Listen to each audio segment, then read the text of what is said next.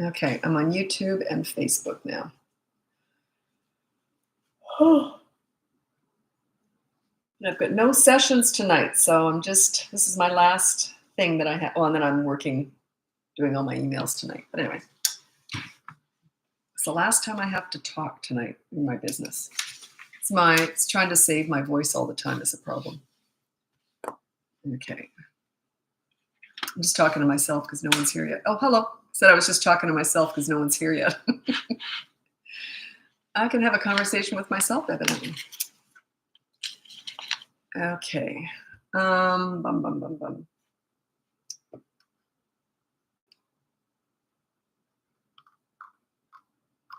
bum. Okay, I've got about 14 people here. I've got a couple on YouTube, so you can ask away parenting questions. If you're new here, my name's Lisa. I'm a parenting coach, and I'm just doing my Q&A. I do this pretty much every day. This is one of my regularly scheduled ones. I only schedule them on Tuesdays and Thursdays. The rest of the time, I go around all my coaching clients, right, whenever I can turn up. So, but these ones, I've actually saved these slots. So, what was I going to say? And if you actually, someone's been emailing me a couple times. If I don't answer your question, your emails about coaching, it just means I don't have room for anyone new. That's why. So I don't bother answering the email if I can't take on new clients. But if you're in crisis or if you're a past client, I do prioritize you. So, but anyway, yeah, that's why, because I know people have been asking. So anyway, that's why. If I'm not answering your emails about coaching, it just means I don't have room to take on new people. But I will get to it in order. And then I also, but not always, because I also like to mix up the ages. Okay, here we go. If you look at the link above, you can check out my free behavior board, my mini toddler courses, my big boot camp course. By the way, I've got those live Zoom Q&As just for the boot camp course every Saturday afternoon right now. 5 more weeks of those. And then coaching, you can look that up. You have to apply for coaching now because I don't have time to take everyone on these days. My 4-year-old is mean to I guess you said mean. You just said mean to his classmates. What can I do? 4-year-old is mean to his classmates. I don't know what you mean. Is he hitting or just mean or, yeah. And what that says to me is by the age of 4, they tend to be under your leadership umbrella. If you're a really good, calm leader and you're fun at home, they tend to be respectful of everybody. So work on your leadership skills. You might want to check out the boot camp course, or at the very least, check out my free behavior board. The boot camp course, the first 3 weeks is the behavior board, but then a whole bunch of other stuff thrown in too. But the behavior board is the teaching tool I use with pretty much all my clients. Not all of them, but probably 99% of my clients. It's just a teaching tool. It teaches you how to get organized, how to stay calm. Anyway, okay. Now, was that hitting? Wait a minute, was that the same one? Hitting, biting, just a sec. Yeah, it was. Hitting, biting. Oh, if he's hitting, you put down no hurting other people. So he wasn't just being snotty like tone of voice or anything. So you put on the behavior board at home, you say no hurting other people. And then his teacher will tell you if he did at school, and then there's a consequence at home. That is the example that I use in the behavior board is no hitting. So if they hit or they bite or they hurt other people, you always put that as the first rule on the first behavior board. Okay, my 15-year-old thinks he is my boss. He demands and tells me I need to do things. I've taken his electronics away and he says, I'll take them back tomorrow. He's so arrogant. How do I stop? I've got right now, I think I'm working with 5 families with 15-year-old boys. 4 of those families, I could literally copy and paste exactly the same problems. Pretty much just what you're going through right now. So, that's my favorite age. That's I worked with a lot of 15-year-old boys when I was mentoring troubled teens. And yeah, so you're not alone. Okay, if that makes you feel any better. I have to work on your parenting skills. That is really about parenting. You cannot manage a 15-year-old. You can only manage yourself. And then once you get respect with him, then things start to get easier. But that is unfortunately only coaching. So yeah, I've got 5 parents of 15-year-old boys right now, and 4 of them, I could literally copy and paste all the notes.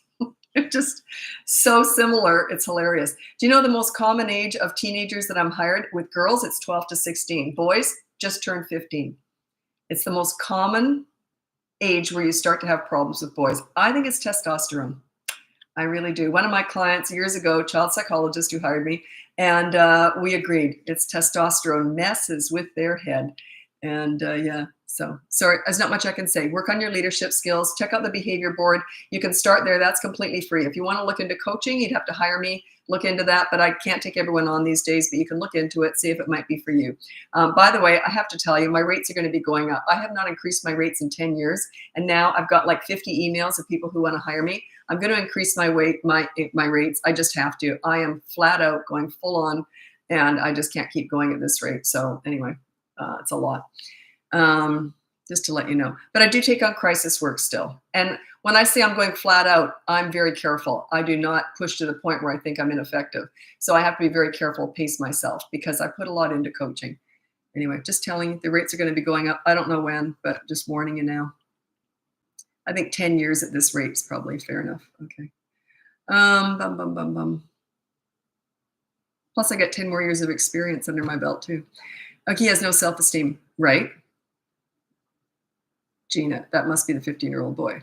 Yeah, that's right. Exactly. It's all the same stuff. Yeah, very common. I don't want to get in great detail about it, but yeah, it is. I want to, because I talk about teenagers so much, but I don't talk about it on here as much. Yeah, 15-year-old boys are going through a lot. You have to know how to manage them. I'm going to read out my top 3 tips for parenting teenagers. And there's a couple of tips that might help you. One in particular. Okay. Now, this is my top 3 tips for parenting teenagers. Number 1 is you listen to understand and show empathy. Don't listen to gather information to lecture with. If they want your advice, they'll ask for it. Okay, they already know it anyway. That one's not what I'm talking about for you. Second one is negotiate pretty much everything. Show him some respect, even though you think he's not earning it. You got to give it to them anyway. You got to give them the respect on a silver platter. You just have to, no matter how they're acting. I know, seems unfair, and it is. Parenting isn't fair, especially with teenagers. You got to give before you get. Okay, so you negotiate pretty much everything. It goes something like this. I want your dirty clothes in the hamper from now on. What do you want from me? It's not a blanket statement, but just think about it. And then the last one is don't sweat the small stuff. Save your energy for the big stuff. Attitude is small stuff. I'll repeat that. Attitude is small stuff. It's not big stuff. Yeah. Know your worth. Yeah, I'm not very good at that. I guess because I want to serve as many people as possible, but what's happened is I can't now anyway, so I have to make it worth my while. I've actually thought about retiring from coaching just because it's gotten so, it's just so much. But anyway, I don't really want to retire from coaching. Okay. How do we get our 6-year-old to stop using bad words and my 10-year-old girl who is learning to express herself but has an attitude? Okay, the attitude you never address, but set yourself up as a leader. When you're a leader, your children respect you. You're right in that middle ground. Between 3 and 12 years old, you're at the height of your leadership skills, which means that they naturally want to please you when you're a good leader. That you're like a mentor. You're someone they look up to. You're someone who makes them feel good about themselves. Okay, so anyway, 3 to 12 years old. That's the boot camp course. I've got 5 more group Zoom sessions every Saturday with that course right now. And that's when I'm answering questions live on Zoom. And all those Zooms will be going on the course. They'll be add-ons to the course. So yeah, I've only done 1 so far, but I'll be doing them for the next 5 weeks too. That's because I want to beef up the course a little bit too. I haven't checked in with people. So I've only had that course out for I think 8 months now. So I want to check in, see how it's going, and then I'll change it and make changes to it and everything. It's just all your feedback, what you need. And I always think, well, I'm not going to put that in there because that's obvious. But then if you're not experienced with parenting, sometimes I don't put in what's obvious, but I've been doing this for so long. I think I've covered most stuff, but it can always be tweaked. Okay. 9-year-old's very bad at school. Okay. You mean behavior-wise or not doing well in school? I don't know what you mean exactly. Let's say behavior-wise. Okay. So work on your leadership. Again, it's leadership. You lead, they will follow. We're not fixing kids here. We're teaching parents. If you're a leader for your children, they naturally want to please you. Not teenagers. It's different. But they won't want to disappoint you when they're teenagers. That's what you're aiming for. But with children, 3 to 12 years old, under that, they're just nuts anyway, toddlers. But 3 to 12 years old, they want to please you because you're a mentor to them. You're someone that they look up to. They can tell everything to. So yeah, if they're not doing well at school, then yeah, work on your leadership skills and then you can work with them. Get it sorted out. I'm assuming it's behavior.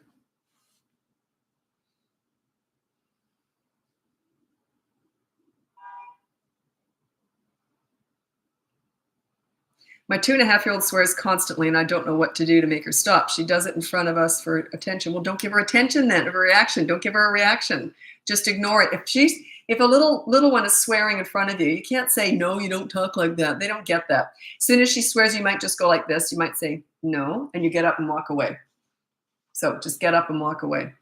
Try that. Might work. Might take 50 times, but they'll eventually get it. And then when they're not swearing, make sure you go and sit back down again, because they might swear to get you to come and sit back down. You know what I mean? They won't connect it. So when they're not swearing, you're there. When they are swearing, you're not. They'll eventually catch on, but it takes a while. They're not about words, they're about actions. I'm going to read out my top 5 tips for I was saying it wrong. Top 5 tips for parenting toddlers, because they're just nuts. So, and a lot of it is just, you know what? You just got to write it off and say, they're just toddlers. Whenever I'm hired by people who have toddlers plus older kids that we're usually working with, I say, do you want to talk about the toddlers? They always say, they're just nuts. So they just get it. They don't expect much from their toddlers. First-time parents usually expect way too much from their toddler. Anyway, these are my top 5 tips for parenting toddlers. Number 1 is child-proof your home so you never have to say no. Number 2 is you set up a toy rotation system so they're never bored. Those are both about managing the environment to make your life easier. Number 3 is when you want to connect with a toddler. A toddler to me is under the age of 3. When you want to connect with them, you don't go to the nail salon with them. You go to the park and roll down the hill with them. You enter their world. They start to look at you differently when you enter their world. Watch how they play and join in. Number 4 is kind of similar. When you want to discipline a toddler, you discipline them in their world, not in your grown-up world. You know, these mini therapy sessions discussing all their big feelings and big emotions. That's garbage. That's for you. They're not about words. They don't need a therapy session. They need consistent corrective actions because they learn through repetition, okay? And number 5 is stop trying to figure them out. Toddlers are not figure-outable. They're brand new, fresh human beings. They've got one marble and some tumbleweed floating around in there, okay? Cute as a button, but they're all feet, no brains. Imagine if you've only been in the world for 2 years, and for one of those years, you were a potato laying on a mattress. Think about that. They've only been in the world for 2 years, and how cognitive have they been in those 2 years? It's not like they've had 2 years to really ponder life's meaning.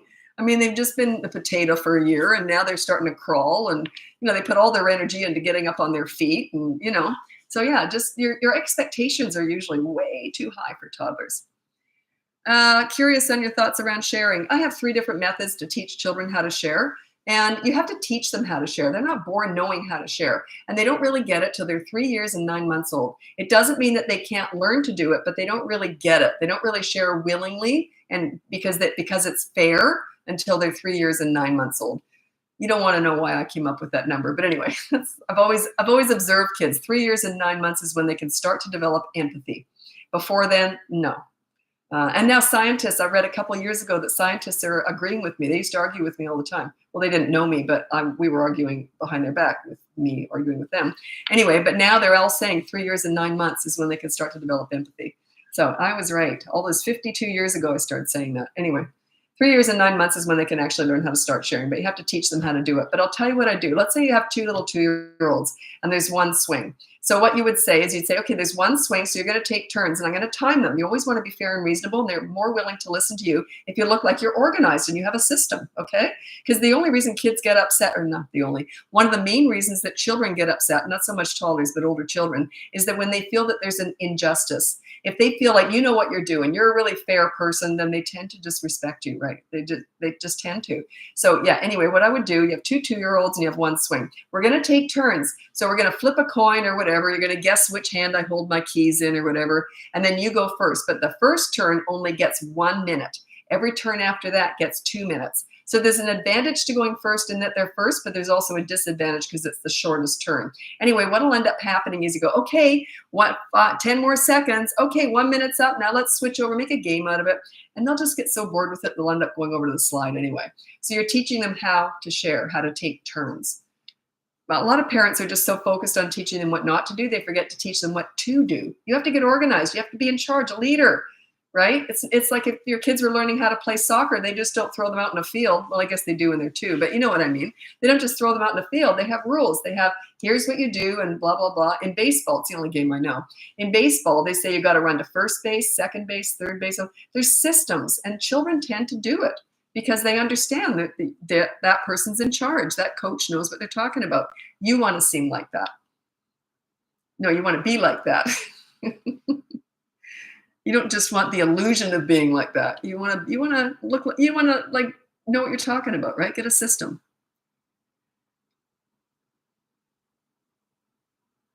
Sharing if it's their own toys. Okay, you can say, well, okay. You mean like with a sibling or with friends that come over? Yeah, if it's friends that come over, you just have to facilitate that and say, look, they get to play with it for 2 minutes, then you can have it for 2 minutes. If they're not willing to share, then just let them have a tantrum until they learn how to share. Yeah, that's just part of it.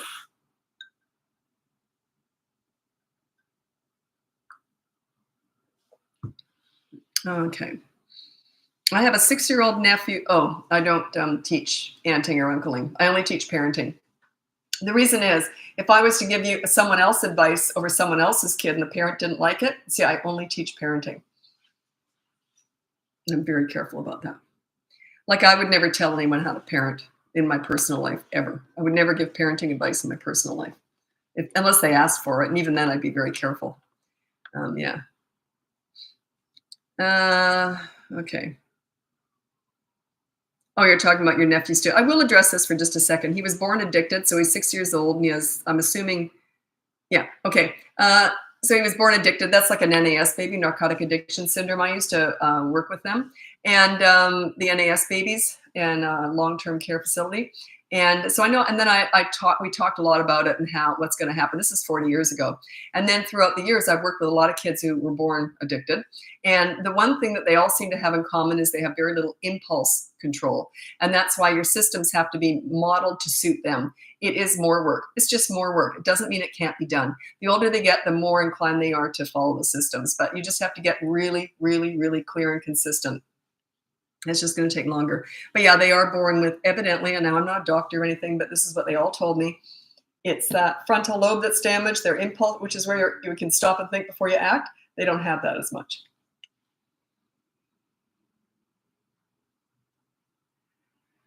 Oh, you have custody. Oh, okay. You have custody. Okay, check out the behavior board, or the boot camp course might be for you. The boot camp course, right now, I have just a sort of a thing going on right now. I'm actually doing live Zooms every Saturday afternoon with that course just for another 5 weeks. So I'll be answering all the questions on there. So you can check that out. That might be for you. It's still all the same stuff with NAS babies, ADHD, all that kind of stuff. Autism's different, but a lot of parents with autistic children are also on that boot camp course.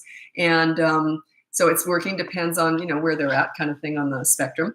But yeah, you might want to check out that boot camp course. It's all focused on you and your leadership. And if any kid needs leadership, it is a child with NA that was born addicted, because they need someone who understands them and is willing to take the time to guide them in the right direction, because they can't guide themselves. Okay.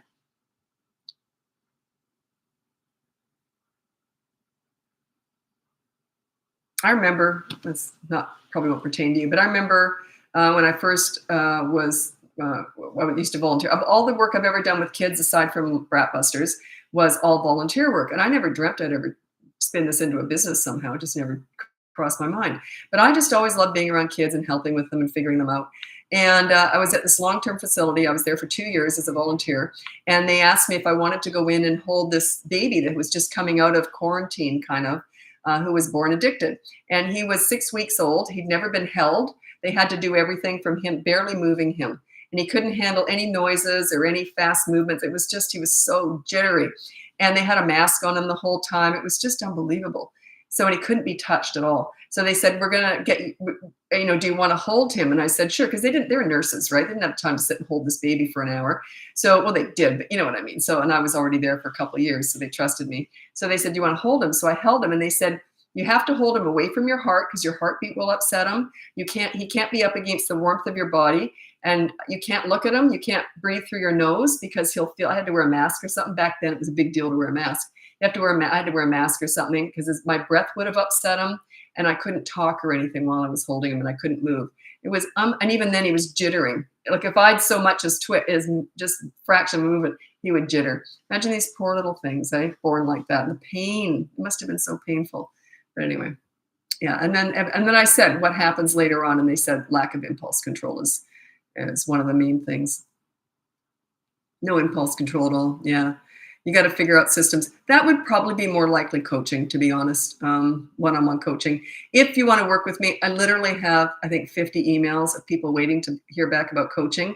But if you put in the thing, Born Addicted in the subject line. If you want, check out coaching first. If you want to work with me, put Born Addicted and I'll remember you, because that would take priority for me. I tend to take the more difficult challenges kind of right now if I'm overloaded. And but yeah, if I haven't got back to you about coaching, I'm just not taking any new clients on unless it's something like that. I would take that on. How do I improve my leadership skills? Just keep watching or get the free behavior board. Leadership to me is all about bringing out the best in your kids. It's not about a dictator. You do not want obedient little soldiers. You want kids who feel good about themselves, who like themselves when they're with you. If you bring out the best in them and give them a sense of pride and high self-esteem, they're going to want to please you. That's kind of how it works. Yeah. Anyway, that's the whole crux of my whole business is you want to connect with kids. It's not about discipline. Discipline's a tiny part of it. That's just what people ask me about. But really, that's not. Think about it. I've worked with hundreds of kids. I had no leverage. I had no way of disciplining them. But I still got great behavior from them because I know how to connect with kids. And I pull away fun Lisa just for a minute or two if they're naughty. That's all I had. That was my leverage. Yeah.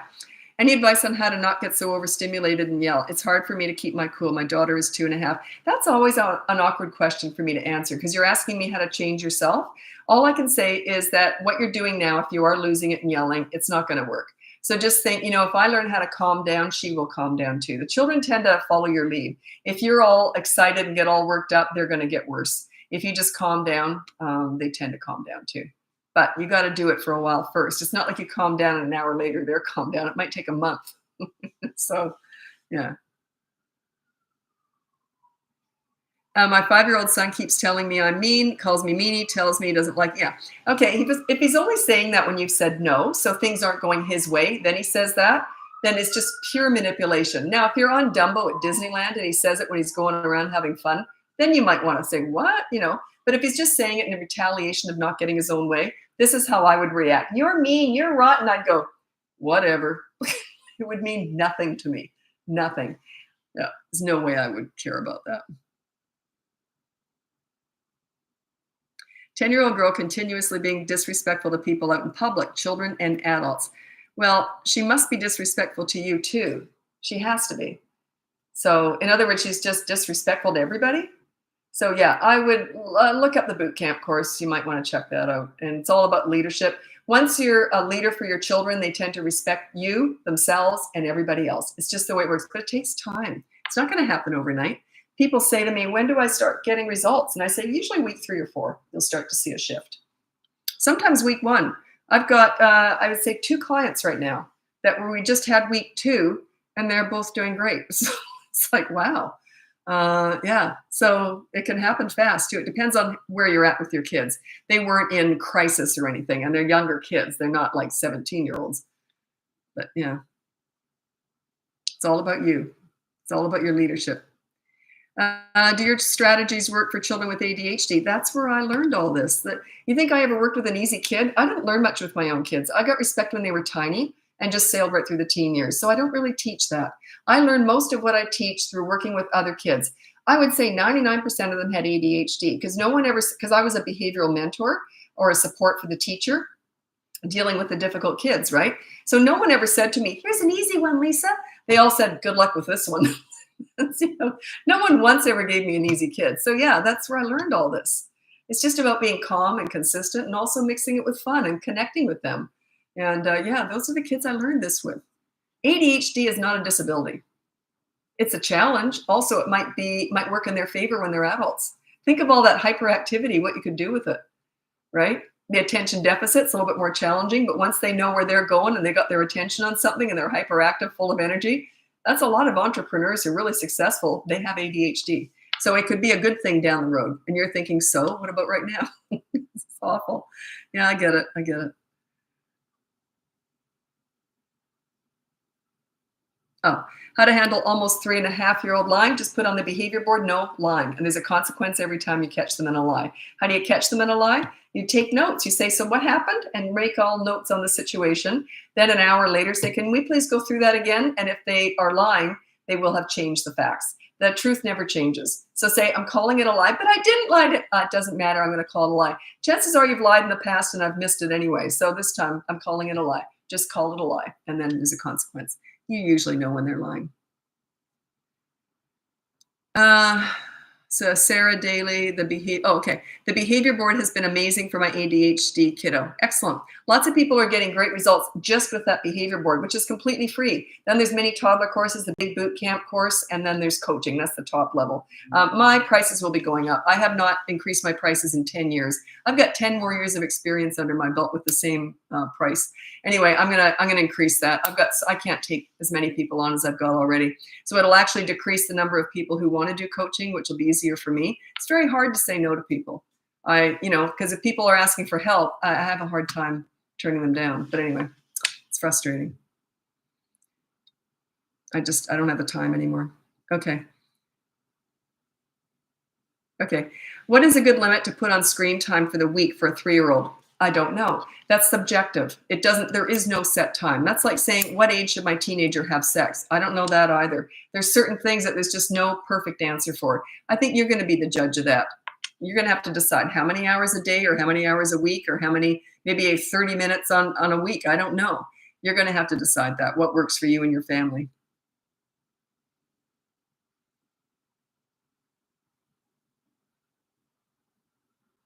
Yeah, disrespectful to me too. That was the one that was disrespectful to other people. Yeah, if they're disrespectful, they're disrespectful. Because if they're respectful to everybody usually. So especially with your parents, if they respect you, and then they usually respect themselves when they respect you. So when they respect themselves, they respect everybody.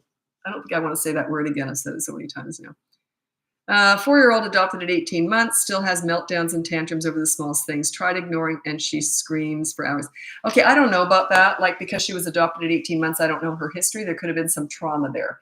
And they don't tend to be able to work it through at 4 years old, right? So yeah, it's kind of difficult. That would be coaching. If there has been trauma in the past. I was adopted, but I was adopted as a newborn. So I didn't have any trauma in those first 3 days, not that I know of anyway. But yeah, so yeah, I don't know what to say to that. If there's some trauma, then that would be coaching. You'd have to hire me for that. And because I can't get to all the coaching emails even, put down trauma or crisis if it is. If it's just your tantruming 2-year-olds driving you nuts, that's not trauma or crisis.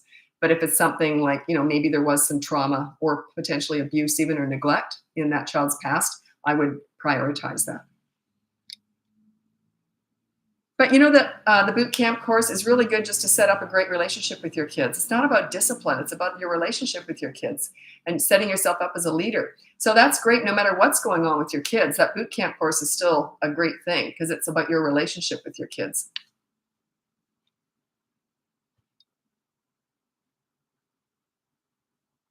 Oops, I'm going to have to get going soon because I got to go over to... Okay. I took your advice and played Barbie with my daughter, and she won't stop now. Literally right now, she's throwing tantrum because she wants to keep playing. I'll put a timer on. Say we're going to play Barbies for 20 minutes. When the timer goes off, okay, now I'm going to go do the dishes. You set that precedent up ahead of time. Don't just say, now I'm going to stop. So you set it up ahead of time, and then I would do a countdown too. I'm assuming she's like 2 or 4 or something. I don't know, quite young. So, but tell her, as soon as that alarm goes, I'm going to be gone. I'm going to have to go and do dishes or something. Say what you have to do. Say, I'm going to go do dishes or I have to go do something. But yeah, set up the expectation ahead of time. Don't just say, okay, it's all over. And plus, she'll just have to learn that it's not, you can't play forever. That's okay. It's okay that they have a meltdown. That's them processing. They can't get what they want, when they want, and how they want it all the time. It's okay that they have a meltdown. That's how they're learning. Behind every meltdown, fit, scene, or tantrum is a lesson. Only if you ignore it. If you feed it by giving it any attention, you're fertilizing it, you feed it, there's no lesson whatsoever. None whatsoever. It will just get worse and worse and worse. Attention is feeding it. It's condoning it. It's validating it. It's going to make it grow. Okay, I got to move over to Instagram now. If you want to follow me over there, it's Bratbusters Parenting on Instagram. And anyway, check out the link above. You can look at my free behavior board, my mini toddler courses, my big boot camp course. I've still got those weekly Zooms every Saturday afternoon. I'll be live on there answering questions just for people in the boot camp course, 3 to 12 years old. Or you can look into coaching. Yeah, I think I've got 50 emails people want coaching right now. You can look into it, apply for it. If you're in crisis, that's priority. Or if you're a past client, that's priority.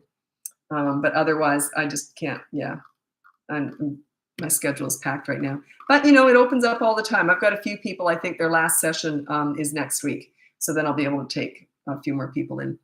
Or maybe, I think today I had one for the last. I'll look at my openings and see what's going on.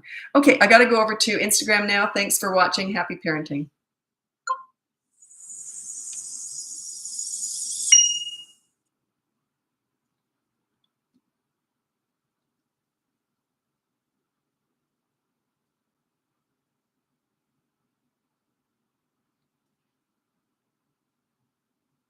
Okay, I'm on Instagram now. Okay, so YouTube. 17-year-old son about my 17-year son about my 6-year son approach. So glad you follow this lady instead of gentle parenting, but I don't know.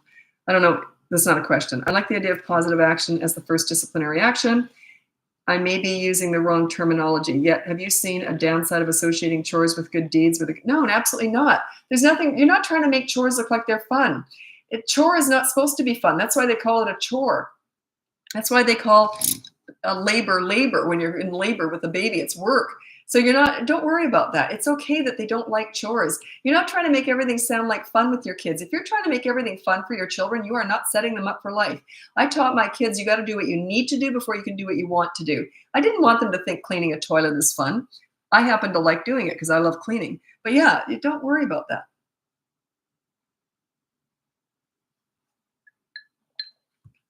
Okay, if you're new here, my name's Lisa. I'm a parenting coach. You can check out the link above. You can get my free behavior board, my mini toddler courses, my big boot camp course, or you can look into coaching. I shouldn't even say that because my schedule's full right now. But anyway, I also have coaching. But if you are in crisis, I do prioritize crisis people, like life and death stuff with teenagers usually. That's my specialty. But okay. What do you think about the Montessori system? I'll just answer that by saying I have no opinion on that. That's a personal thing. So I have no opinion on that. It's like religions. I have no opinion on that either. That's, personal choice. When can you give your kids presents? Usually just birthday, Christmas, maybe something on Easter. I don't know. But I don't tend to give kids presents all the time. I think it's setting up a precedence that, just everything's a big gift to them. But yeah, I don't tend to give presents much. But what we did spend a lot of money on was experiences. So we went to a lot of places. So we did stuff like that. But when it came to presents, no, I didn't do much of that. I don't find it makes happy kids anyway. Kids with the most stuff, often in my experience, have been the most miserable. Interesting, isn't it? Yeah, I would have to say the kids that have been the most miserable are also the most spoiled ones. So yeah, you're not doing them any favor.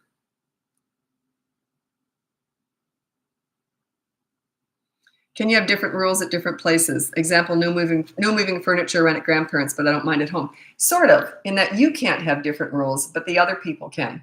So if my kids went to someone else's house to play, whatever went in their house they could do, but they were still really respectful anyway. But at home, you have to have the same rules. But if they're at a different house with different people babysitting them, then they could be different rules. Kids understand that. They know that there's different rules at school and different rules at daycare and different rules at grandma's house, and that's okay. But there should never be different rules with you. You're the consistency. You're the leader. So you keep the same rules.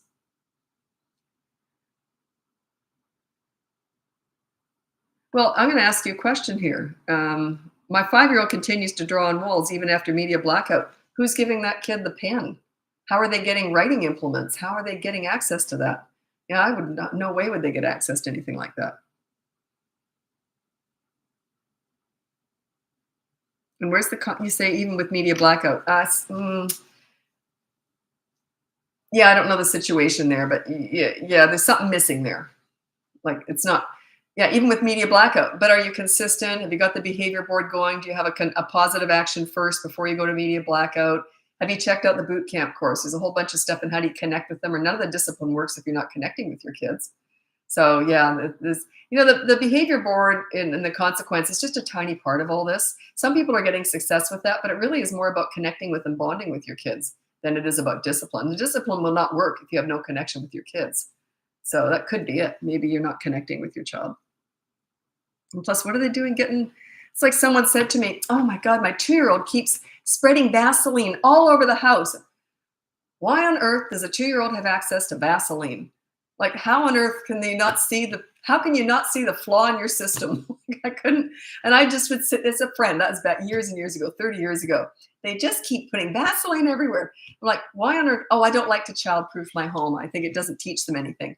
Yeah, I'd be childproof. I childproof my home. And the funny thing is that because my kids weren't used to being precocious, because I childproof my whole house, there's no way I'd let them have access to that. And like another one used to say, oh, I always go in the bathroom and they're brushing their teeth with the toilet brush. Why on earth does a toddler have to have access to a toilet brush? I don't know. I guess they don't want to say no to their kids, or they don't want to, I don't know, they want to teach them what not to do. When they're toddlers, yeah, I childproof my whole house. The funny thing is when I took my kids out, they weren't used to being precocious. So they were the last kids to get into trouble when we went out, because they just weren't used to getting into stuff. You got to control their environment when they're little. And control your environment with a 5-year-old with a writing implement on the wall. 4-year-old continuously coming out of her bedroom at bedtime. Check out my Bedtime Battles course. It's one of my mini courses. It's called Bedtime Battles. It's up in the link above. Check it out. There's 2 parts to it. The first one is how to get them in bed. That's the easy part. The second part is how to keep them there. That can be one night of sheer hell, but it's usually only one. The worse that first night is, the better the success usually. But it can be a night of hell. Yep. Do it on a weekend when you don't have to do anything the next day.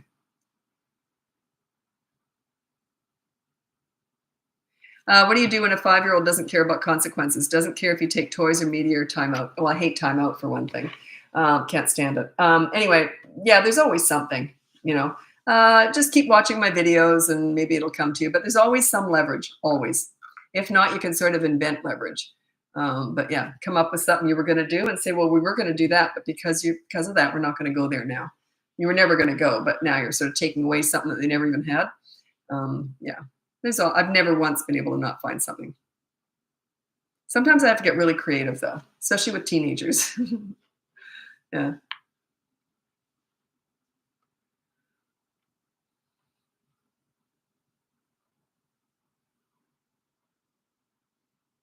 Do you think that pursuing early childhood education as a job is a good idea for a young woman to prepare for parenthood? Well, you'll get access to a lot of kids and you'll feel more comfortable around them. But I'll tell you, a huge portion of my clients are teachers, principals, and child psychologists.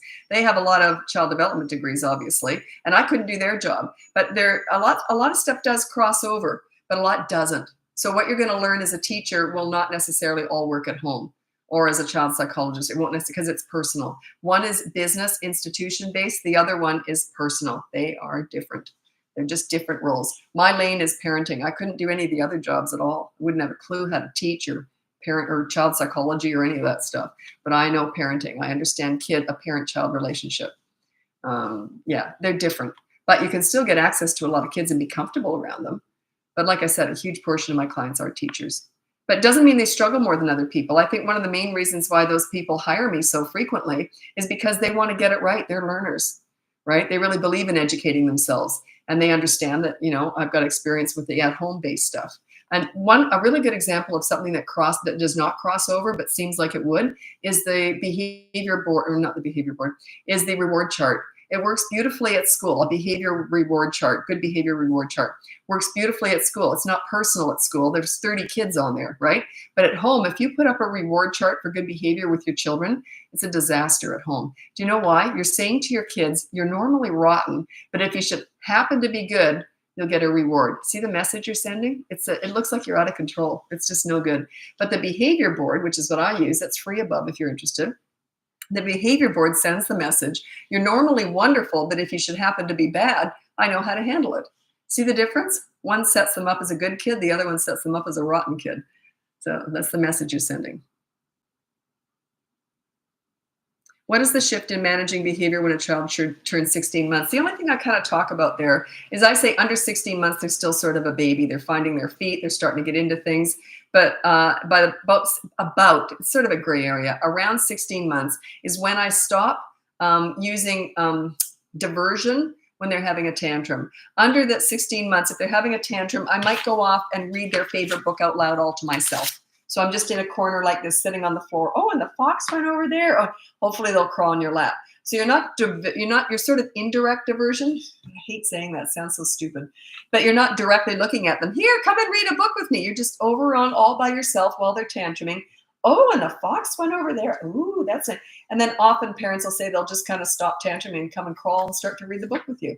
Um, but when they're 16 months old, I might not do that. I might just let them wear themselves out having a tantrum rather than use the diversion method. That's what kind of changes there. That's the only really obvious thing that kind of changes. How to handle my 2-year-old clinging to my leg during a tantrum. I would just pretend they're not there. I might try and peel them off, but don't look at them. Just like you don't even know they're there. Yep. No, spanking on the bottom or slapping hand on toddler. No, it's hitting your kids and yelling at them are two fear-based parenting methods, and they're going to backfire down the road. No one really wants to do it. They're not effective long-term. They may work in the short term because they're fear-based. You're going to scare your kids. So yeah, you don't really want to do that. That's not leadership. That's sort of more the dictator, the authority. And I don't do that. I do leadership. So yeah, but most of my clients yell. It's very rare that I'll get a client who doesn't yell. And then it's like I don't even know what to do with them because my first rule for the parents on the behavior board, the first behavior board, is no yelling usually. So I say, and I'm like this, I'm always writing my notes when I'm coaching. So do you yell? And every so often they'll go, no. And I'm like, okay. It throws me off. It's so rare that parents don't yell. So yeah, if you're yelling, you're not alone. And the reason why parents yell is it's quick and easy and it works in the short term, but it backfires down the road. It stops working after a while and then it backfires. It comes back at you.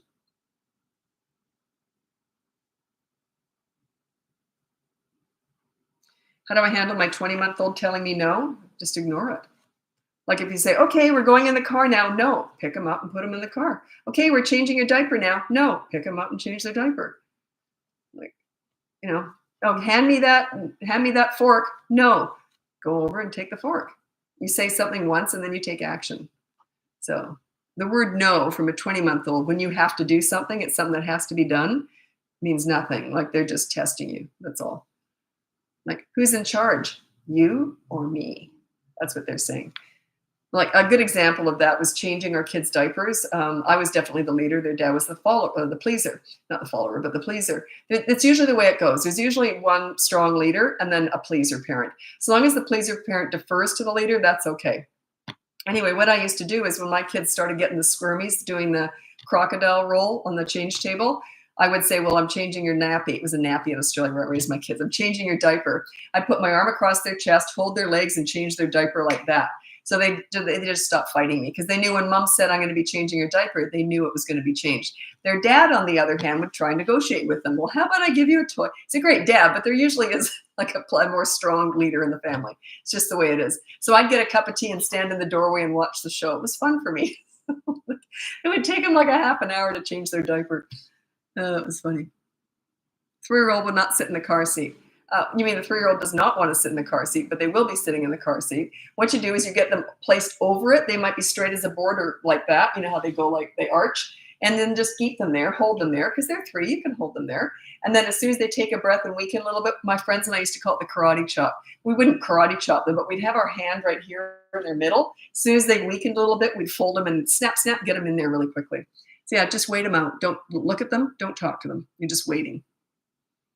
And don't say, you got to get in the car seat. They already know that. The more you talk things through like that, the weaker you look. There's no way I would talk about it. I'd just stand there like this, waiting, and then whoop, in you get. They learn very quickly that when you say something's going to happen, make it happen. When they're little. Especially a safety thing like that. We're going to go. You got to get in the car seat. It's going to happen. What do you recommend instead of timeout? Well, timeout is, I'll just say quickly, there's 3 things I hate that are really common. Timeout's my least of the least favorite ones. Like, what I mean is it's not the one I hate the most. Timeout is one of them because it's like you go over there, you think about what you did. You're not even worth talking to, you piece of garbage. Like that's the way they feel about it, right? They're not thinking about what they did. They're sitting there feeling like garbage. It's humiliating and there's no lesson learned. Timeout's horrible. The other one is diversion. It's when they're doing something naughty and you divert them with something fun. So you're rewarding the bad behavior. Hey, I hit my little brother and I get a candy. It's because no one diverts with broccoli. It's always done with something that they love, right? And then the one I hate the most is the countdown. When they're doing something naughty and you say, you better stop by the time I count to 3 1, 1.5, 2, and then they pound harder and harder and harder, and then you get to 3 and they break. There's no consequence for all that hitting that they just did. So it's okay to be rotten in the short term, just not the long term. Makes you look like you don't know what you're doing, and they pick up on that. But yeah, what do you do instead? Just keep watching. If they're under the age of 3, it's consistent corrective actions. 3 and above, use the behavior board. The behavior board, like I would never use a behavior board. That's a teaching tool. You'll eventually get good enough at this, you don't need it. But it's a teaching tool. You get organized, you pick 1 battle per week, 1 rule per week. Master that one, then you'll have 2 in week 2. Week 3, you'll have 3. Okay? And then you don't go past that. I did have a client who hired me after a year after they'd hired me, and they had 13 behavior boards up. I said, I would have told you to only do 3. And they said, well, we thought it's such a good thing. More can't be bad. Turns out it was chaotic. Chaotic. So yeah. Yes, I got their permission to tell that story. I never tell names, but okay. It's funny. How on earth would you keep track of 13 behavior boards? I have no idea. Would you give consequence for a 9-year-old with an awful tone and attitude? You never address attitude. Attitude is just a sign that they don't respect you. That means you've got some work to do on yourself, not on them. They are reflecting your lack of leadership. That's all that attitude means. That's it. That's it. It's all you. So work on your leadership skills. Check out the boot camp course. It's all focused on you and your leadership. I've still got those live Q&As going just for that course. It's on Zoom. Every Saturday afternoon. Check it out. It's on the boot camp course. That might be for you. Yeah, you don't address attitude. It's just a sign that you're not a leader. So you watch that attitude. You should treat me like a leader, even though I haven't earned it. You're mad at them for you not being a leader. You get it? It's just a sign of your lack of leadership. That's all it is.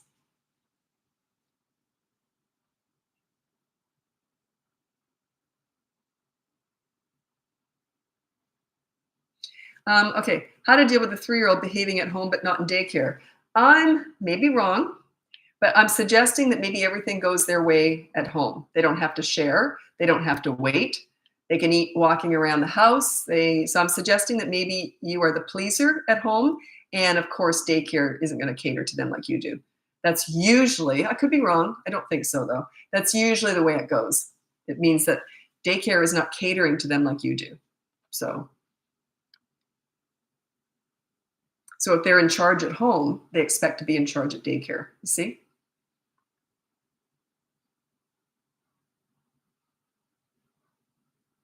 So I've got to scroll ahead to make sure, because I don't want to answer questions. Oh my goodness, there's so many. I don't want to answer questions when people have already gone. Anyway, just if you've just joined me, my name is Lisa. I'm a parenting coach. If you go on the link above, you can see my free behavior board, my mini toddler courses, my big boot camp course. Check that out. I've still got those Zoom calls within the course going on. I've got 5 more of them. I'm answering questions live on Zoom just for people in that boot camp course about the boot camp course. So that is Saturday afternoons. But anyway, check that out.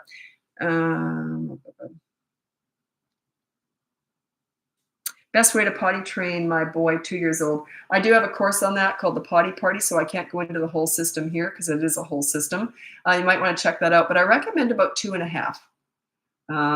I could have trained my daughter at 2. So 2 is doable if you're really sure that they're ready. I just didn't want to deal with the messes. I didn't want to drag it out. And I knew, like, I trained my son at 2.5 in one day. No pull-ups, no night diapers, nothing. And my daughter was 2 days at 2.5. She was fully trained. I waited till I knew I could train them fast, right? But I was already a leader at that point, kind of. They already knew I was in charge of stuff. So they respected me already, kind of. So it was easier, but it's a really good way to start getting respect because it's a whole party that you're throwing, just you and your child. And you're sort of in charge of it, and it's fun, well, for them, not for you. But yeah, it's sort of part of learning how to be a good leader too. You got a system in place, you're following through with it. And I'll tell you a funny story though. My son had just been trained, potty trained over the weekend. So it was like Monday or Tuesday. I had to go grocery shopping with him. So I thought I was doing the smart thing. I made sure he went to the bathroom before we went, didn't give him anything to drink. So we go to the supermarket and we're in the checkout, and I had a whole trolley full of groceries, and I'm at the checkout, and he says, I have to go poo. And he's 2.5. He said, I have to go poo. And I looked at him like, how you can just imagine, right? And I'm like, oh God. And the checkout lady looked at me and she goes, just go, just take him. And then I said, well, okay, we'll just wait. And I got the potty in the car, and he goes, I have to go poo now. And when a 2.5-year-old says they have to go poo now, it's probably crowning already, right? So I just panicked. Now, this is in Australia where I raised my kids, and supermarkets there are not freestanding. They're inside a mall, so there's no external access. Also, there's no bathroom in those supermarkets. You have to use the mall bathroom, or if there was, I never saw one. And the mall bathroom at that mall was at the other end of the mall. And here I had this little 2.5-year-old with his poop crowning to run down the whole mall, and I hung him over. I pulled down his pants, hung him over the toilet, and he pooped right away because I wouldn't sit him on a dirty public toilet, so I had to hover him over it. And he went. I just caught it. Anyway, what a horror. Oh, it was just awful. Sweating. By the time I went back, there was a mom that had helped out, and the checkout lady, they'd packed up all my groceries and everything. So all I had to do was pay for it and walk away. It was great. But they were laughing. They were all moms, right? How do you address the mine phase? 2-year-old yells mine and everything. Well, what do you mean by that? They can yell whatever they want, but if you need to take something, just take it. Say, may I please have that mine? Say, and then just take it. Yeah, I wouldn't bother me if they said, no, mine, but so if you need to take something away from them, just take it. Say, may I please have that? Mine, and just take it. And let them have a fit. Let them process the fact that you are the leader and they are not. Allow them to have a fit, scene, tantrum, or meltdown. Those are where all the lessons are. Okay, they don't all do it, by the way. They're born. There's 4 things that they're either born to do. It's in their DNA, or they're never going to do them. One is tantrums, one is climbing, one is running, and the other one is hitting. They're either going to do them or they're never going to do them. It's just something you're born with. And the running and the climbing often go together. They have no fear. They run away from you in traffic, or they climb everything. I knew a kid, coaching client, and he used to be able to climb walls. Like as he got older, he could literally monkey climb, like in a hallway. He could climb up the wall like that using both walls. They had a narrow hallway, but they had like an 18-foot ceiling, and he would get up 18 feet to the top. So I said, what? And they said, what do we do with this? And I said, put bells on the kid. So they put bells on him. And we also figured out some wiring system or something that an alarm would go when he started to touch this wire. It was that bad. He could have killed himself, right? I need advice on potty training. I have a mini potty course. It's called the Potty Party.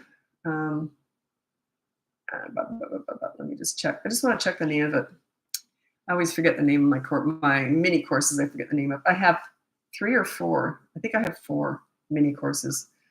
1, 2, 3, 4. Yeah, it's called I have 5. Do I?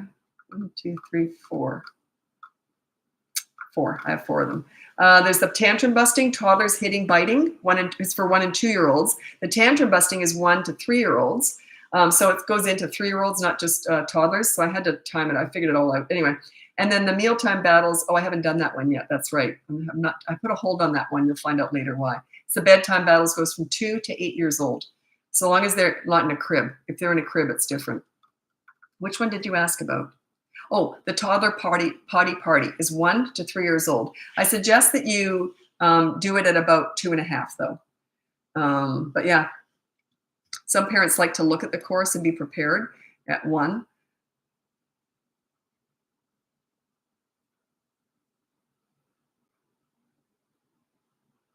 Oh, panic for a second. I didn't want to be late for TikTok because I do 30 minutes on each of my platforms.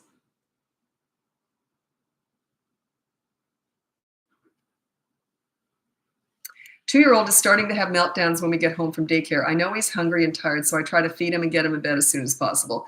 But the tantrum prolongs the routine, makes it worse. I don't know what to tell you with that. The only thing maybe you could potentially do is start feeding him something on the way home, like maybe something obviously healthy because you want him to have dinner, right? So yeah, maybe there's something you could start feeding him on the way home that he could hold. Just keep him busy, basically, like carrot sticks or something. I don't know what's safe for your 2-year-old, so I don't really want to recommend anything. But yeah, something healthy that he could actually get a start on in the car on the way home, potentially. But even that, sometimes you just got to go through the storms, right? It's one stage after another. Just when you think you've got your toddler figured out, especially the baby stage. You look back on the baby stage, don't they change every 3 weeks? About every 3 weeks, it's like they're a whole different baby. Right? Especially when they're brand new. They're a whole different baby at 3 weeks old, then 6 weeks old, then 9 weeks old. They just change so much. It gets a little bit longer, but toddlers, you just think you got them figured out and then they're going to change again. So that's just a stage. They'll outgrow it. What is happening at 3.5? Usually at 3, there's a fork in the road, but right at 3. So, and then it could be 3.5 though, but it's right at 3. I usually see a fork in the road. If you've been a leader and consistent and follow through and stay calm and have fun with them, so you're kind of a leader in the early years, when by the time they turn 3, they get super easy because you're a leader and they get it, right? You just follow through with all your leadership stuff. On the other hand, if you're a pleaser, you're giving into all the tantrums, you're talking to them, you're not consistent, they go the other way. It's like they almost stop, because they stop and think almost. They go, well, wait a minute, I got a leader, then things are pretty easy. I may as well just keep going with it. Or else they go, wait a minute, my parents don't know what the heck they're doing. They're inconsistent. I think I'll take over. So often 3 years old is when they go nuts. Could be 3.5, but they find their power at around 3. If you're not a leader. If you're already a leader, they don't do that. How to address 3.5-year-old yelling when we are careful not to yell. Well, you don't address yelling. That's in the attitude department. You don't address yelling. And are they yelling in anger or just happiness? Or I don't quite know. Yelling is not all the same.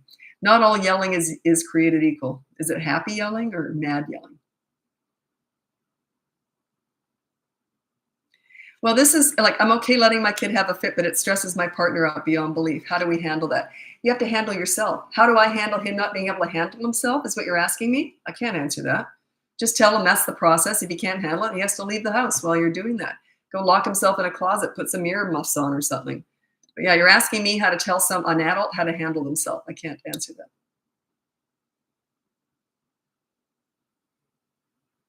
If you are taking things away when they say, yeah, I was surprised no one asked that before.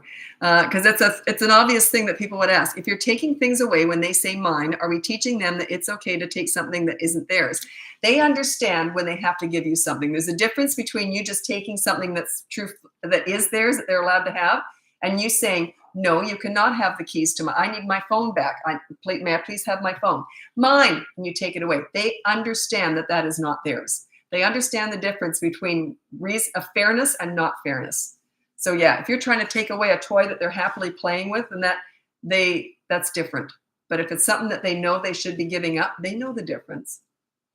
Even at 2, they know the difference. They can decipher. Oh, you're asking me how, okay, yeah. There again, when you ask me how to control other adults, it's, I don't know how to tell you how to do that, but I'll tell you what I would say. Okay, how to respond to someone who accuses you of emotional neglect for ignoring a tantrum. My son is 2 and in-laws encourage diversion. Okay, it's none of their business. I've got a grandchild. Do you think I'd tell my kids how to parent? Like, I just wouldn't do it. I think that's mean. I think it's very disrespectful. So I would just say, this is what I would say. If someone was doing that to me, I would say, you know, when you undermine my parenting, it makes me feel bad. What can they say to that? Like, they can only be nasty by not respecting that. So yeah, I just, none of their business how to parent. It's none of their business.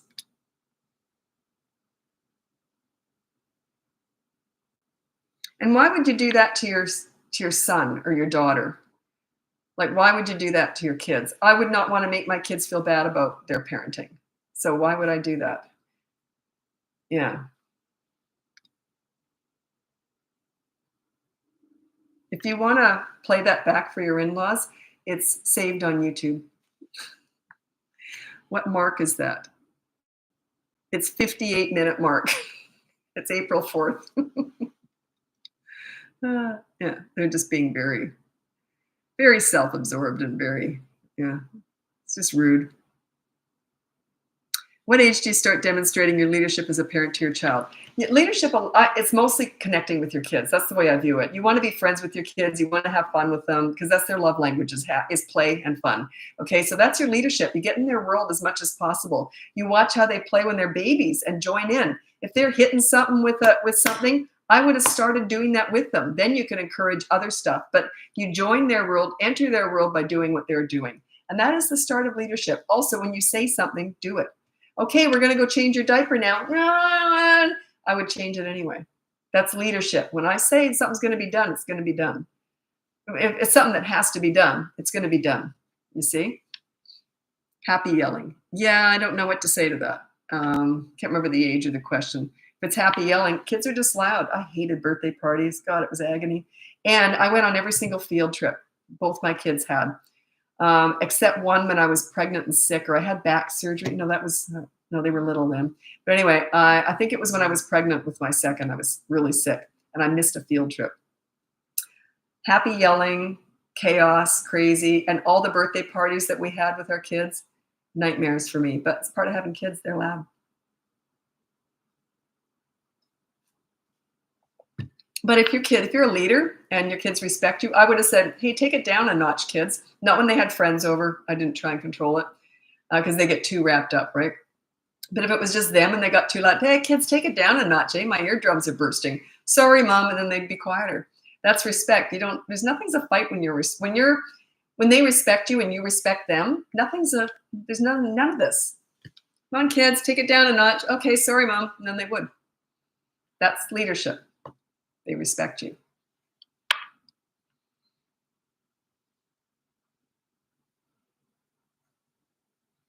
What would you do? You've already answered your own question. What would you do when a 2-year-old drops to the floor because they don't want to leave, pick up and go, period? Exactly. Exactly. Yep.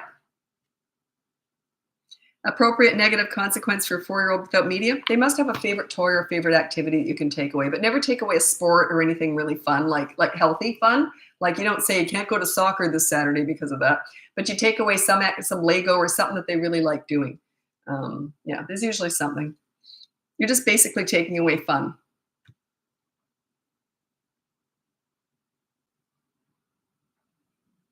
Oh, that's funny. I love your parenting tips. By the way, the beanie and shirt with the do. Oh, this makes you look cool. This is my gym hair, my gym look at the gym. And then this is, I don't know what the heck that is, but yeah, this is just my do for this. I'm 63 years old. And it's me. I go to a muscle gym, so it's me and a bunch of young muscle guys usually. So I'm the old lady there. I could literally be the grandmother to a lot of the people in there, literally, for sure.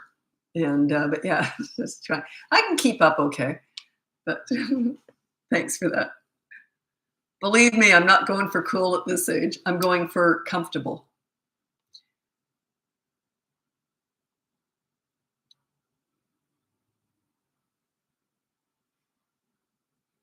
Okay, 4-year-old suddenly scared of many things and shy, anxious and doesn't want to go to school. What should I do? Now, have they just developed this, or they developed it because everything's new? Like they first started school, they first started that, but it's at this time of year not usually. So many things shy and anxious. Just keep throwing them into stuff, encouraging that. You don't not put them in things, but yeah, just keep throwing them into stuff as much as possible. My kids, when they were up on their feet really confidently, I didn't want them crawling.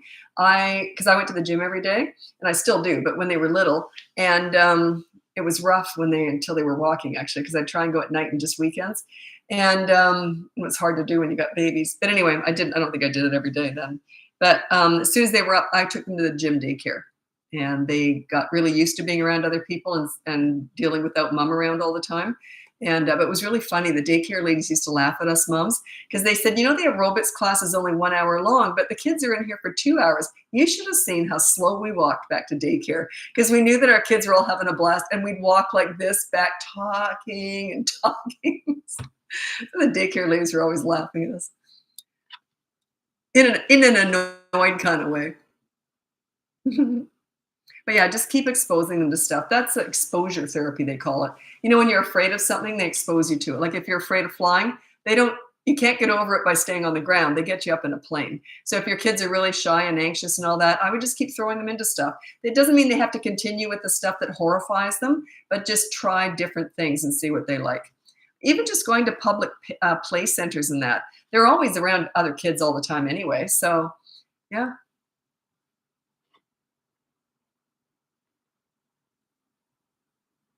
Yeah, we set a rule that our 4-year-old has to stay in her room once tucked in bed, and if she does not, we take a toy. This continues until she stays in her room.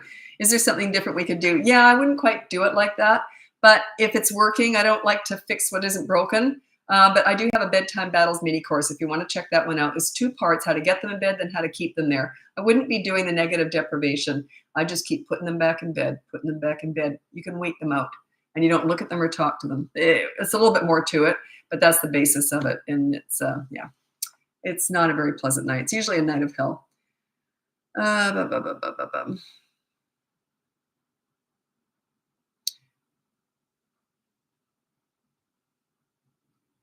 Okay, good question. How long does it take for your 4-year-old to pick up on your parenting changes to be more of a leader? How long is the turnaround? So in other words, when you start all this, how long does it take? Well, the boot camp course goes for 5 weeks. Coaching also goes for 5 weeks.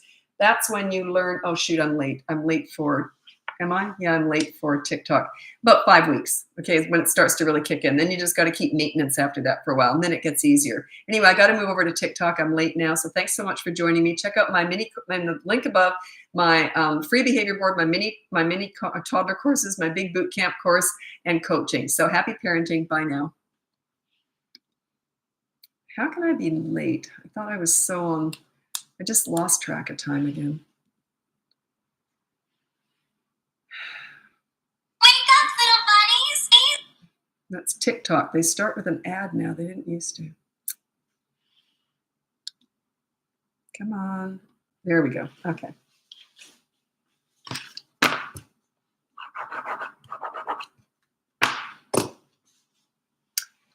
Okay.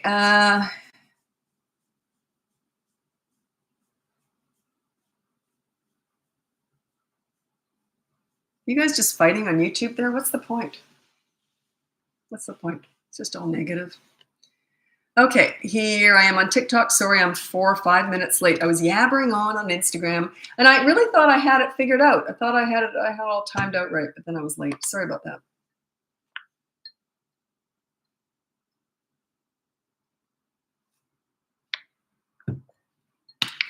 Okay.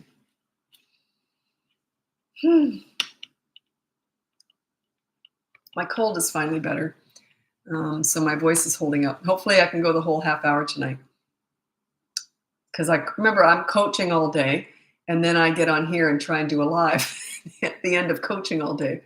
So yeah, my voice takes a beating. Okay. So I'm just looking at your names. Haven't seen I Am for a while. She had a baby, her first child, a little while. She's a real regular, and I haven't seen her for a while.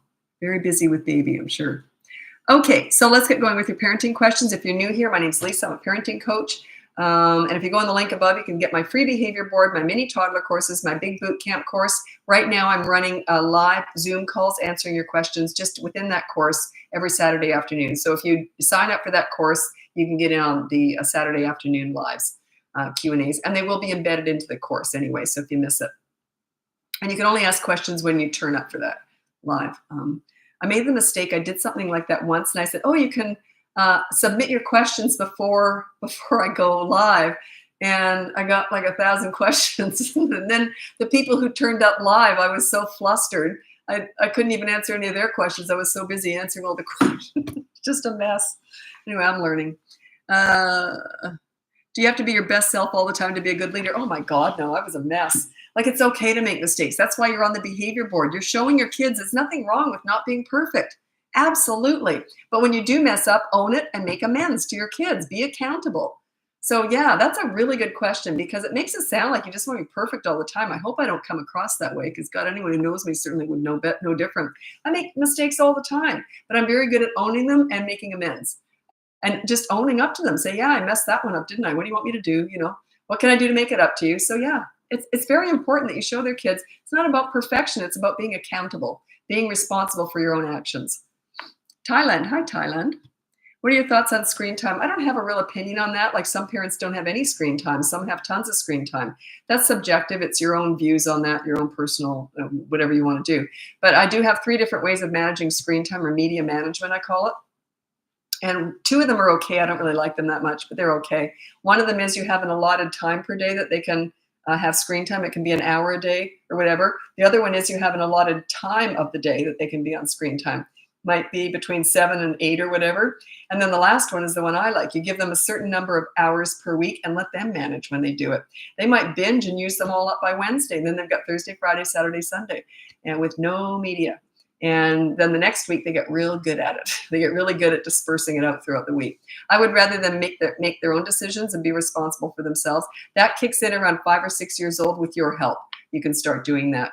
Give them maybe, I don't know how many hours a week, 5 when they're little, maybe 10 when they're 10. I don't know. You decide on that. But you keep track of it. You're the scorekeeper. You keep track of the minutes, how many minutes, and then keep a tally. And you can let them know, hey, look, you've only got this much more time left. So it's up to you when you use it.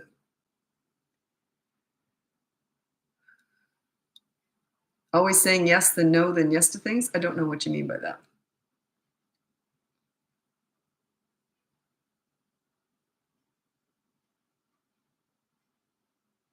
What age were your kids when you got them phones? I don't remember. I think they were grade 8, maybe older. I don't remember. To be honest, I just don't remember. My kids are now, they're 29 and 34 now.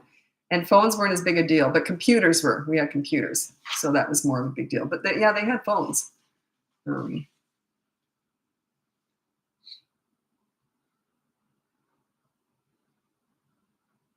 But a lot of my clients, and it's really different for each family. Some family, their kids have phones at 12. Some of them have phones at 9. Some of them don't have phones till they're 14, 15. And a lot of it depends on where they live and what their peers have. So yeah, it really, and it depends on the countries too. I work with people all over the world. So it depends on what's going on within the school that they're in. So yeah, there's no particular time. What about curfew and rules for friends over for 18, 19-year-old in college but living at home? Well, as soon as they hit 18, 19, that's not my thing. Like what I mean is when they're 18, they're sort of adults. Things are quite different then. You have to negotiate everything. There's no set rules. There's no consistent rules at that age at all. So yeah, I don't have a set answer for that. You have to negotiate everything. Decide what works for you and your family.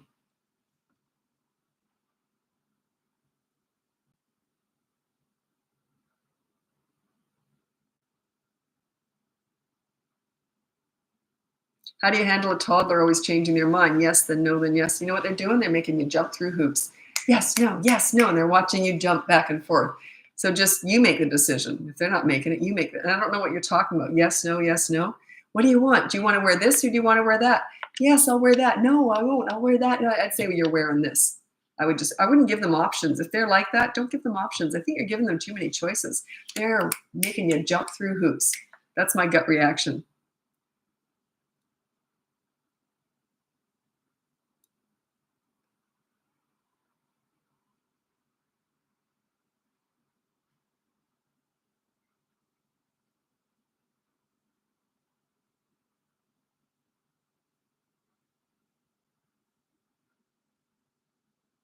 I don't know why I'm not understanding a lot of these questions for some reason. I'm reading them. Is that a question? Should 4 and 9-year-old be encouraged to sleep in their own room if scared, or let them sleep how they feel safe? Are they in separate rooms or the same room? But basically, I used to do a boogeyman check.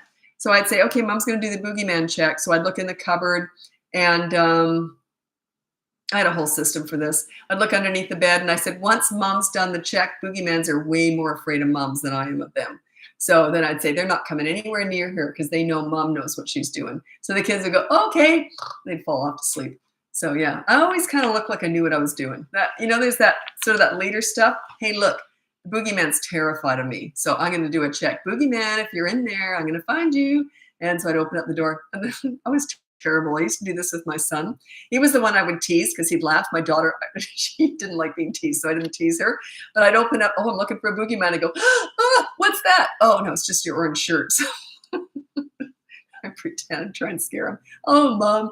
But anyway, my daughter would have been scared after that, whereas my son would just laugh at it. So yeah, I did a boogeyman check, or whatever you want to call it, monster check.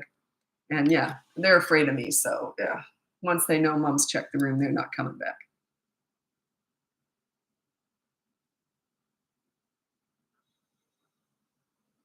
How do you teach a 2-year-old to give back a toy he's constantly taking from other kids? If he's taking from other kids, I would join in and I would say no. And I would take it from his hand and give it back to the other kid. Then I would pull him away so he couldn't do it again. And I would let him have a meltdown. Let him adjust to the fact that he can't do that. Let him process that. Do not try and avoid the fit scenes, tantrums, and meltdowns. If you are, you're afraid of them and they pick up on that. Never try and avoid a scene. The scenes are the lessons. Remember that I talk about this all the time, that 8-year-old kid that didn't know me and I was going to be working with him. And he said to me, I guess he tried this before and it must have worked, I don't know. But he said, if you don't give me what I want, I'm going to have a fit. And he said it with that filthy look on his face. And I said to him, bring it on. And he never did. Like I was calling his bluff and he never did. So yeah, don't be afraid of a fit scene or a tantrum because that's where all the lessons are. Allow them to process that you're in charge. Allow them to process that you are the leader. Allow them to process they can't get all their own way all the time. It's okay that they have a fit. If you're afraid of those, they're in charge. And a lot of parents say, how do I avoid tantrums? I just don't like them. Well, then they're in charge. They always will be if you're afraid of them. If you're afraid, what you're saying is you're afraid of your kids. So yeah, don't show any fear. They'll go in for the jugular.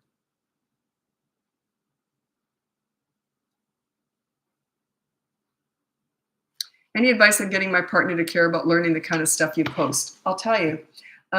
In coaching, it's I would say maybe once a week this happens. I'm hired, maybe more. Maybe some weeks even less actually, but probably consistently once a week this happens. I'm hired by, often the mother wants to hire me, and the husband said, yeah, do whatever you want, but he doesn't want it to be a part of it. I understand men because I've raised one. Men are fixers. If they can't fix their family, it just kind of kicks them in the nuts when they have to hire someone to fix it. They sort of take it really personally against their manlyhood, so they really don't want anything to do with me. What happens is, as the weeks go on, they start to see the results happening. Then they often join in on the session. And then they get it.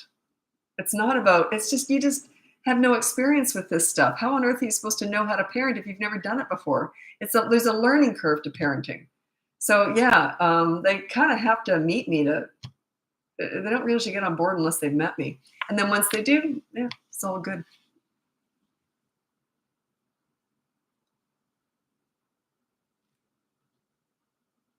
And I hope there's no kids on there because I said getting kicked in the you know what. Oh, well, it's already said.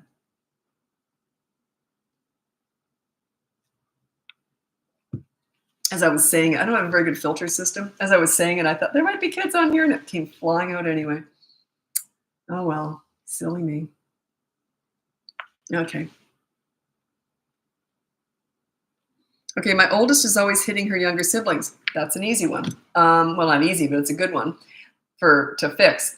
Is you put down on the behavior board, no hitting. And when they do hit a younger sibling, the younger sibling gets to play with their favorite thing, whatever it is, for half an hour or something.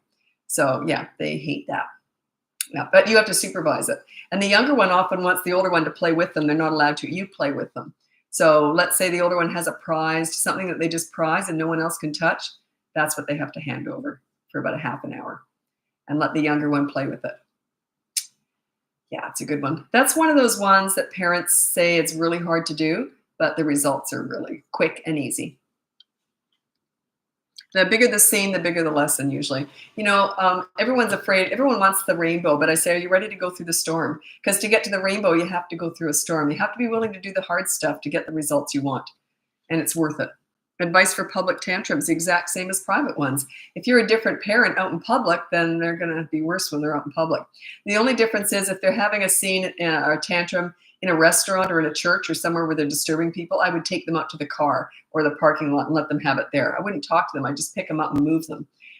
So yeah, but otherwise, the scene that my son had the second to last tantrum he had, he was about 3, and we were in a very loud, busy mall, so it didn't matter. It wasn't disturbing anyone.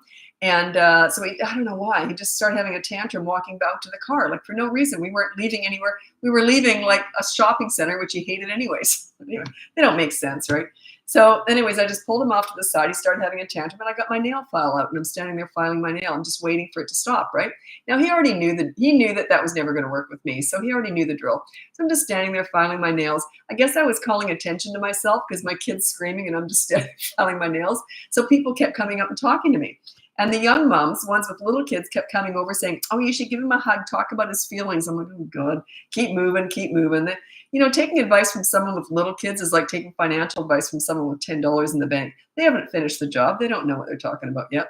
Whatever. So anyway, but well-meaning, but whatever. And I had tons of experience with kids before I had my own, so I knew that was ridiculous. Anyway, but all these grandmothers and moms with older kids kept coming up to me saying, Good on you. You know what you're doing. I'm like, yeah, I know what I'm doing. Anyway, it was only lasted a couple minutes.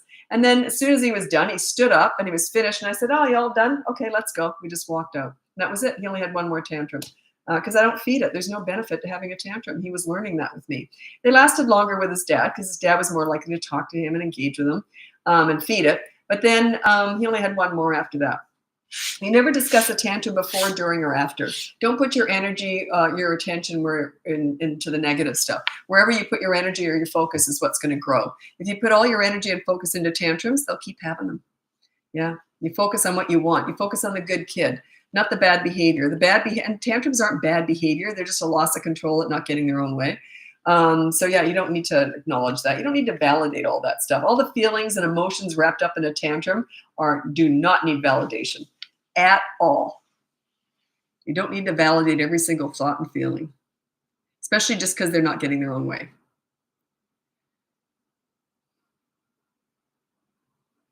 How to separate homeschool mom and mom. Do you know what I would do? It's just my own creative idea. I would wear something different. I would wear like an apron, a teacher apron or something. And as soon as that comes off, that would be mom. That's what I would do.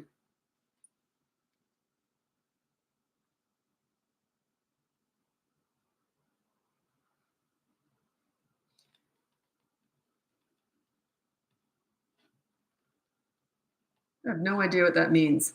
Someone wrote something. I'm not even going to read it out. It might be rude. I don't know. Sometimes I read out this horrible thing that someone had written on YouTube. And when you put all the words together, it said something really rude. And I didn't realize what I'd said. And someone said, watch what you say on here, because they knew I'd been duped into saying this. I'm 63. Give me a break. Okay. I didn't realize what I was saying. How do you handle headbutting during tantrums? Okay, I have a mini tantrum course. If you're interested in that, you might want to check that out. But when they get aggressive during a tantrum, is you just physically restrain them. When they're hurting themselves, hurting someone else, or damaging property, you physically restrain them. You still don't talk to them or look at them. You just physically restrain them. Just for a minute or so, let them go. If they do it again, physically restrain them again. If they are, I have another course called Toddlers Who Hit, Bite, Etc. And that's just not during a tantrum. So if they just are mean kind of hitting, and they're just hitting because they just want to get their own way or something, that's a different course. Anyway. What to put on behavior board to stop talking back, saying no to everything I say. That you don't. That's attitude. That is a tell. It means that you're not a leader. Work on your leadership skills, and that won't happen. That's in the attitude department. That fixes itself once you set yourself up as a leader. You got to work for that. The reason that they're giving you that attitude is it's just a tell that you're not a leader. Okay, that's all it is.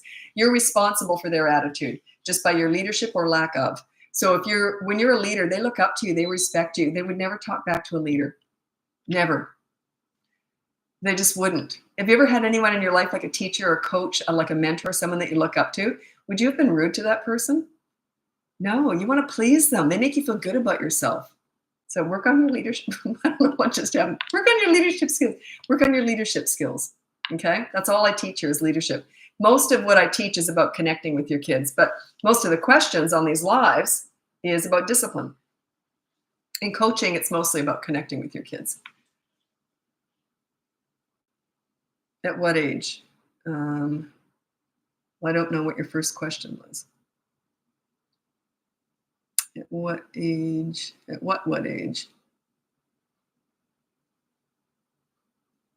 No, I can't find it. I get dizzy if I go back too far. Any tips on how I can get my mom and husband on board with ignoring the tantrums? Both are pushovers. Maybe get the tantrum course and show them that, and say that any attention is tantrum food.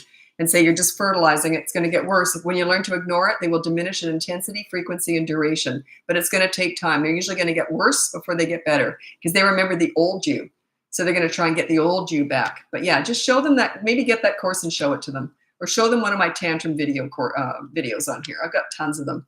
I think I have a whole playlist for tantrums or toddlers. I'm not sure. I can't remember. I don't do my social media anymore, but when I did grow my own TikTok, and I know I did a playlist on toddlers, but I don't know if it's still there because I don't do it anymore. I got someone far better at all that stuff than I ever was.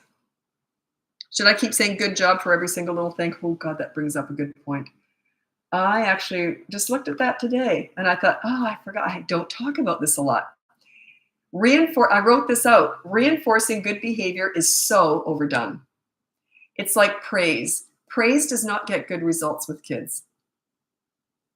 Parents tend to overpraise and over reinforcing good behavior. It does not get you where you want to go with kids.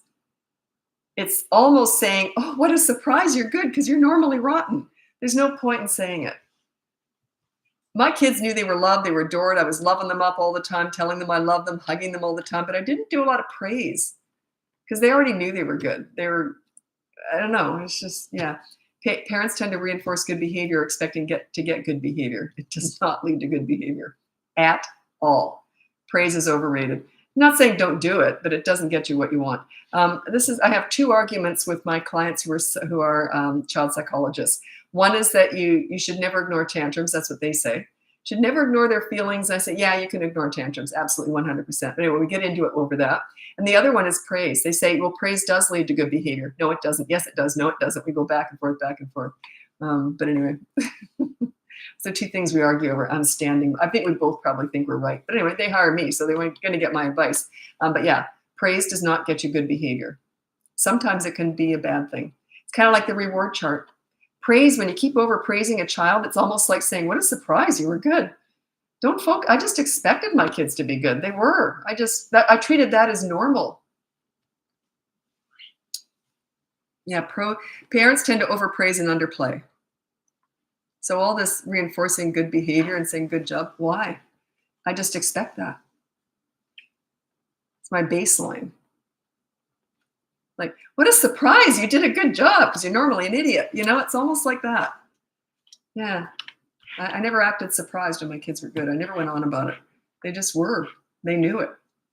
My son was in grade 2 and his teacher called me on our lunch hour. She goes, I just had to call you. This is so cute. She said to my son, why are you so nice? And he looked up at her like this as if he had no choice. He said, Mommy makes us be nice. Like, you're darn right. They were proud of themselves. They were just nice kids. I didn't go on about it. They knew they were nice. You know what gets good behavior? Bonding with them, connecting with them, and then making them accountable. So if they do something bad, they have to be accountable for it. They have to make amends. There has to be a consequence. It's like if you don't pay your taxes, there's a consequence. Life is full of consequences. The sooner they learn they got to do what they need to do before they can do what they want to do, the better. Teach them that when they're little. They're smart. They catch on to this.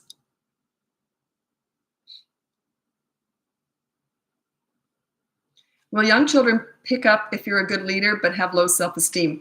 It's rare, very rare, that if you're a good leader that your children will have low self-esteem. Children with a leader have high self-esteem. They feel safe, they feel understood, they feel validated, they feel like there's justice, and you're fun because a good leader is fun. So children who have a good leader have high self-esteem.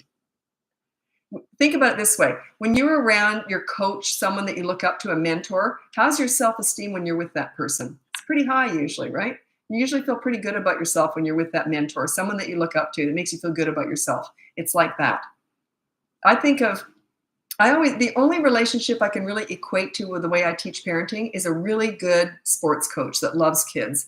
Those kids will do anything for that fun sports coach that has rules. Hey, you got to run to all the bases before you go home. There's rules. If you cheat, you sit on the bench for an inning. There's a consequence.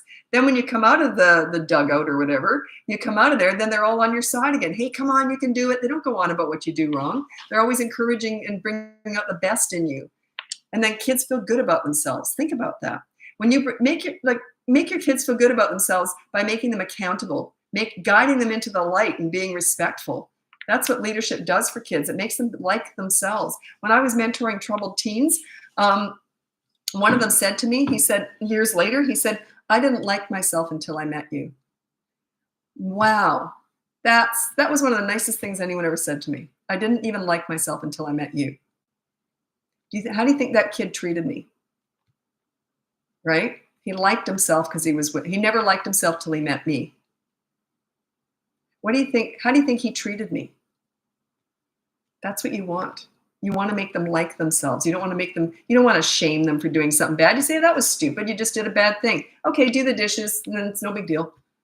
Like, hey, look what I did. I did something stupid too. So now I'm going to, now I'm going to take you somewhere because I did something stupid. You see what I mean? Like, there's nothing wrong with being accountable. There's nothing wrong with making mistakes. There's something wrong with not owning your own mistakes and being responsible for them. That's what you're teaching children.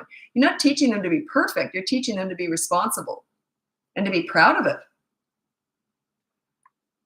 Okay, I got to go. That's my hour and a half of live. I do this pretty much every day. And but I only have 2 scheduled lives per week, Tuesdays and Thursdays. So tomorrow's Friday. I don't know when I'll turn up. And Saturdays now I'm doing with the boot camp course. If you check the link above, the boot camp course, 3 to 12 years old, I'm doing my lives in there, just within the boot camp course. And I'm doing the Q&As just about the boot camp course in there. And that's for another 5 weeks. If you want to get in on that, you have to sign up for the boot camp course. That's 3 to 12 years old. Otherwise, you can look into coaching, which I don't think I can take any clients on right now. But anyway, I'm kind of backed up with that. But you can look into coaching. And if you're in crisis, it's something really, really difficult you're dealing with, put that in the subject line and I'll look at your email. And because I can't get to all the emails anymore. And the price will be going up. I haven't increased my coaching prices in about 10 years. And so, yeah, it's time to do that, just to let you know. I don't know when I'm going to do that. It's just a matter of getting to the back end and doing it. And what else was I going to say? Oh, yeah, the behavior board is completely free. And all these lives are free. So that's, if you don't want to buy anything, you don't have to. You can just keep turning up here. And I'm here all the time. And this is where I answer all the free parenting questions. I don't answer parenting questions anywhere else except on these lives. And anyway, thanks so much for joining, and we'll talk sometime tomorrow. Okay, happy parenting. Bye now.